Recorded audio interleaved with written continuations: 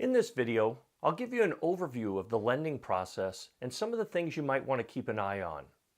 There are some videos in the Contracts and Negotiations tab about pre-qualification and pre-approval. In this video, I plan to talk about the lending process from the time you're under contract until the time the deal gets closed. First, congratulations if you have an executed contract and you're now working towards getting the transaction closed. Mortgage brokers usually do a better job than large banks like Bank of America or Wells Fargo. These banks have employees rather than entrepreneurs, which I believe are always focused on a higher level of service.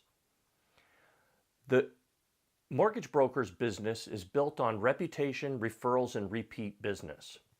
I would recommend other items to be cautious of regarding lenders. I'm not a big fan of online lenders like Quicken Loans.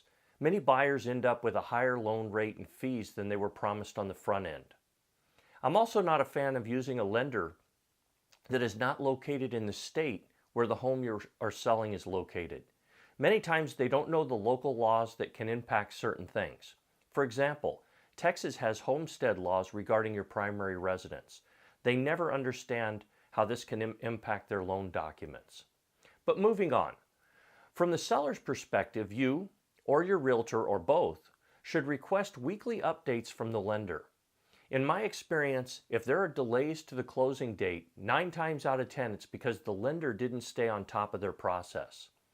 If they don't stay on top of all the lending components, days can slip away here and there, which is what causes the delays at the end.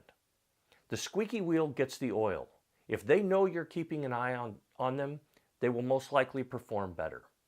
Ask them questions about their process, cycle times for certain things like underwriting and obtaining loan documents when they have final loan approval.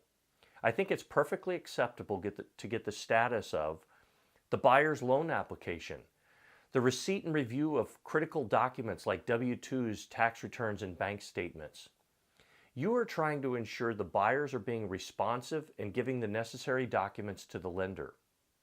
Ask when the appraisal is ordered, and most importantly, the date the appraiser has committed to have the final appraisal back to the lender. Usually once they have the appraisal, they can submit the complete file to underwriting. Ask what their turnaround time in underwriting is running. Most will quote about 10 days. However, if they're really busy, this might take a little longer.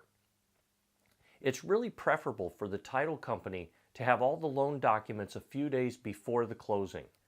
If you're closing at the end of the month, the title company may not even want to schedule you or the buyer until they know when they will receive the documents. This can cause delays. I hope you found this video helpful. Delays equal stress. Many times it can all be avoided if you stay on top of the process all along. Thanks a lot and take care.